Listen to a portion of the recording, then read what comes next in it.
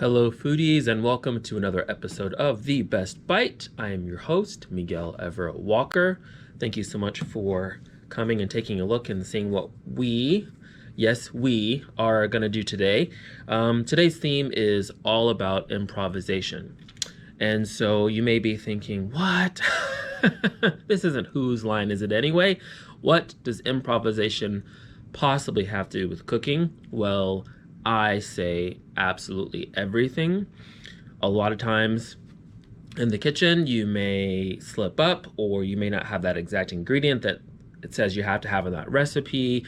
You may, want to just open the cupboard and see what you have in order to make a dish. And so you're going to be able to use your wits and improvise, kind of creating something a little bit different, definitely off script.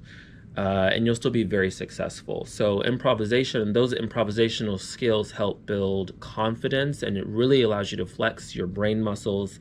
So it, I think, will be an example of how intelligent you are and how talented you are to take that particular skill set to your cooking and add that in your creations from the kitchen. So let's take a look quickly at just what a simple dictionary definition of improvisation is, and then we will, of course, apply that to our dish today. So improvisation is the activity of making or doing something not planned beforehand, using whatever can be found. Improvisation in the performing arts is very spontaneous performance without specific or scripted preparation. So in that case too, since cooking is a culinary art, improvisation in the kitchen would be the same, right? So again, you don't necessarily have all of the traditional tools, or you're not really following step by step a recipe. You're using your wits. For example, something that's really popular is, rather than doing measurement, people say, I eyeball it. That's a sort of version of improvising. But also, as you'll see in this recipe, that when I originally made this, I didn't have all the regular traditional ingredients, but I did have other alternatives that worked out, and I was still able to save the day. So today we're going to make Gattan, or what we would say here in Yankee land, we would say Gattan, but Gattan is a French dish, and I'm looking forward to sharing it with you coming up next on The Best Bite. Stay tuned.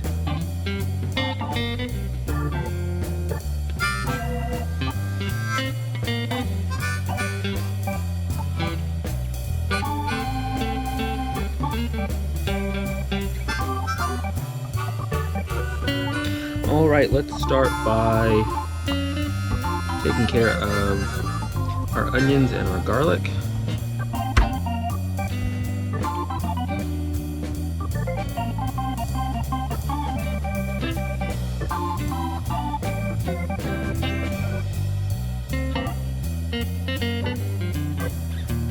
Alrighty. Those are my pieces on my base. I'm going to take our olive oil here.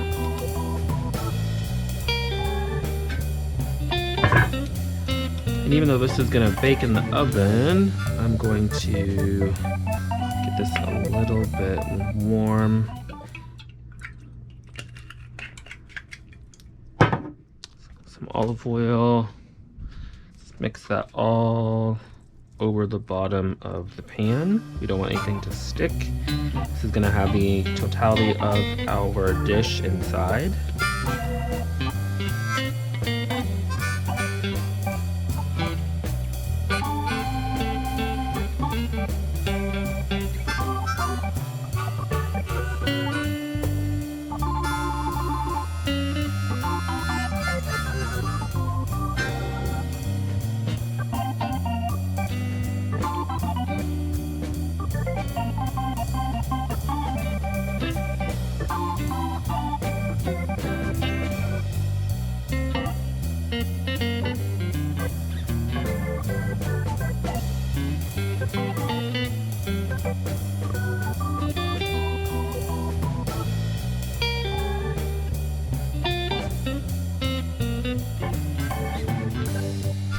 And we have our bread. This particular is French. It's a French bread that has herbs and garlic in it already. You can get whatever type you like. And the reason, again, that this particular episode is about improvisation is when I decided that I wanted to make this Gattan dish. Again, traditionally, there's really no meat in it, but it's a French dish that you would take baguette and then your vegetables and then cheese. And you just rip it all up into pieces, put it in your pan, onions, garlic, and then layer it. So you have onions, garlic, bread, cheese, then start the layer over again. Onions, garlic, bread, cheese, so on and so on and so on. But again, my dish isn't super deep, so I'm gonna have my onions and garlic on the base. But when I did this the first time, I was looking for my bread. I thought that I had baguette left over, and I didn't. And the bread that was left, believe it or not, was, wait for it, hot dog buns. So I was like, hey, why not? And I went ahead and used hot dog buns. I threw in some egg as well to give it a little bit extra body, and it worked out. Actually, it was pretty delicious, but I've got a more appropriate bread for this one today. So, and then I also have our tomatoes, and these are actually a great size to leave in there whole. So I'm just going to toss those in there as well.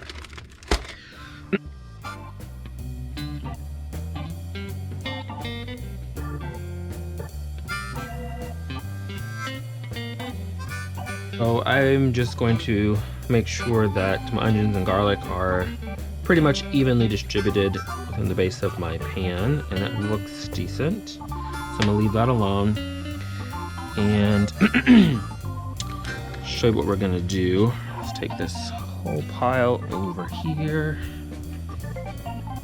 Excuse me.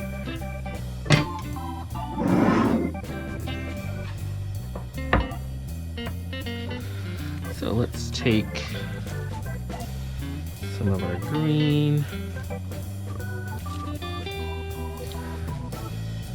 And there's a lot of water in the vegetables, so they'll reduce quite a bit throughout the baking process.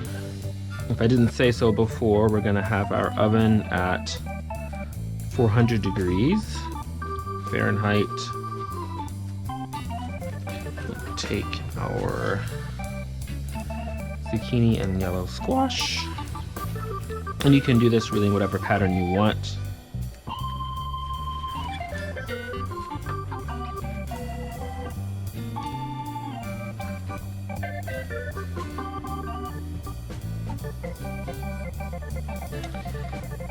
I'll take some cheese, just kind of put some around.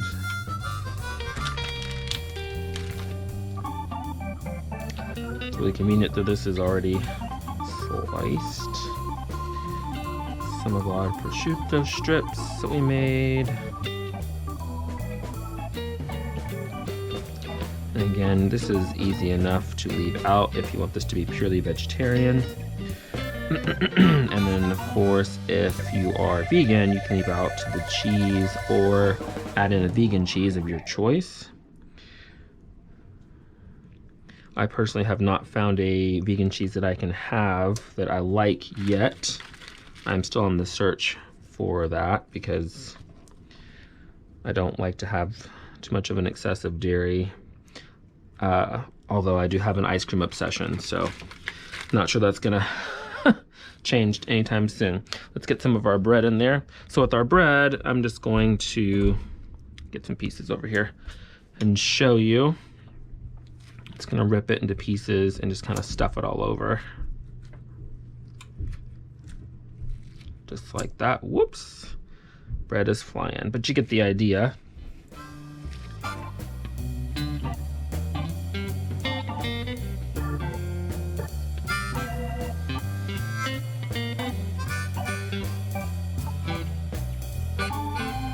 So as you can see, we also got our tomatoes in there, so I did kind of stuff some underneath. These are gonna be so yummy. All right, so this obviously is all very dry. I'm gonna go ahead and turn our oven off. So I'm going to pour in the sides a little bit of vegetable stock. We'll keep everything nice and moist on the inside there.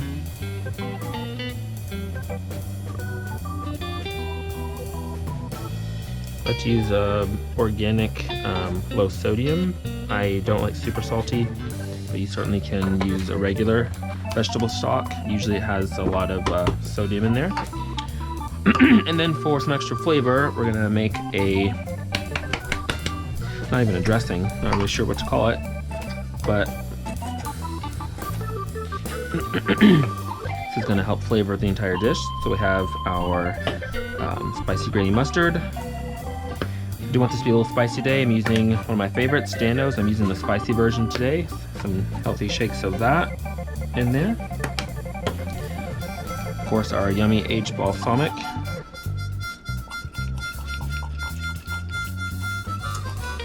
We get our acid in there. A little bit of flavor, some Cholula, my favorite hot sauce. And to cut some of the acidity, I always add a little bit of honey. Where is my, there we go. Stir this up.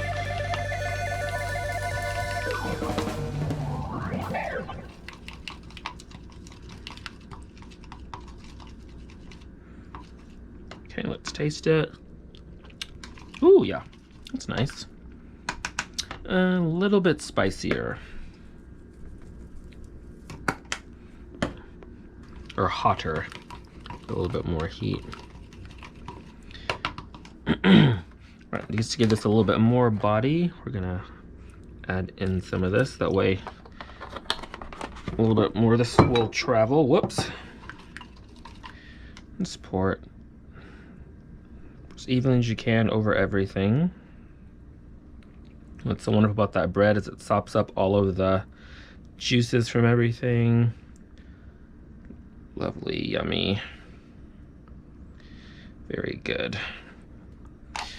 Okay, so this is our finished dish. I have more than enough for probably exactly another batch for next time.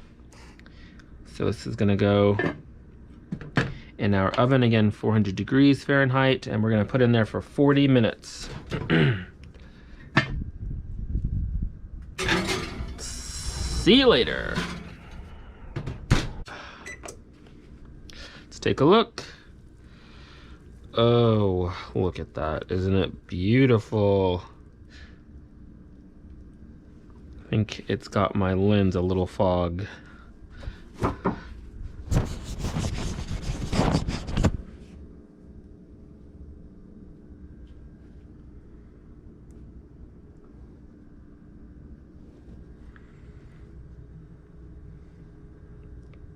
That looks gorgeous. I cannot wait to dig in and tell you all about it. Hey foodies. So let's talk about this dish, Gattan, right? And improvisation. So as I shared with you before, I wanted to cook something, and Gattan, I suppose you could say it could be a little elaborate. I did not have all the proper ingredients, you know, some of the more traditional ingredients. I did have zucchini, but I certainly did not have the baguette. I had hot dog buns.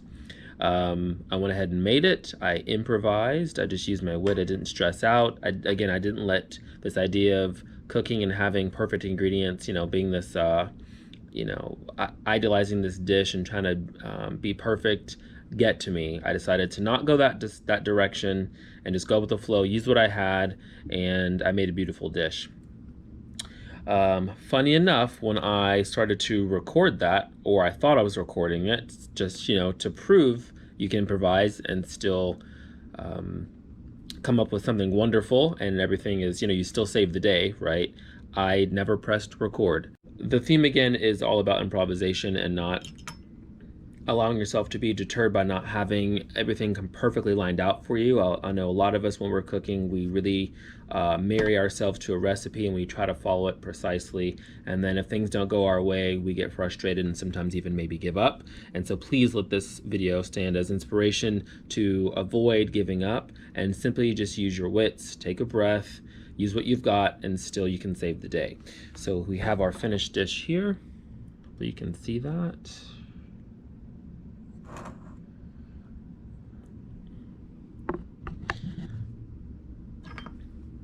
So let's have a taste.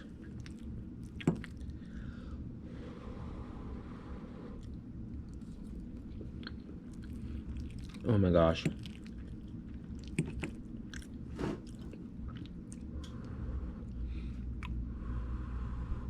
Try not to burn my tongue.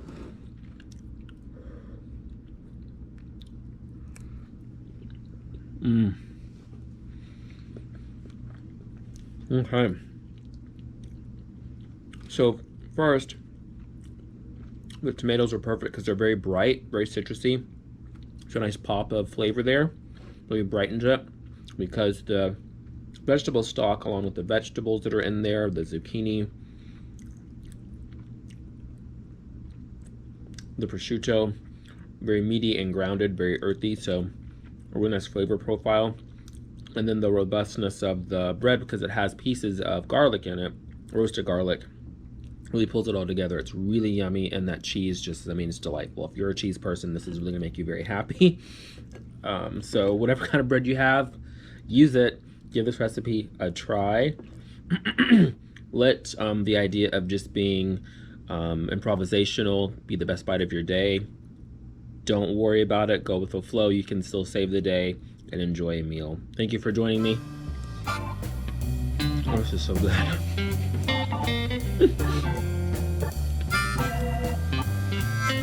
As always, sorry, as you can see, I'm eating and enjoying this. You know the things to do. Like, subscribe, tell your friends, and I'll see you next time. Remember, it does not take $1 million to be able to enjoy the richness of life. Eat well, be well. I'll see you next time. Bye.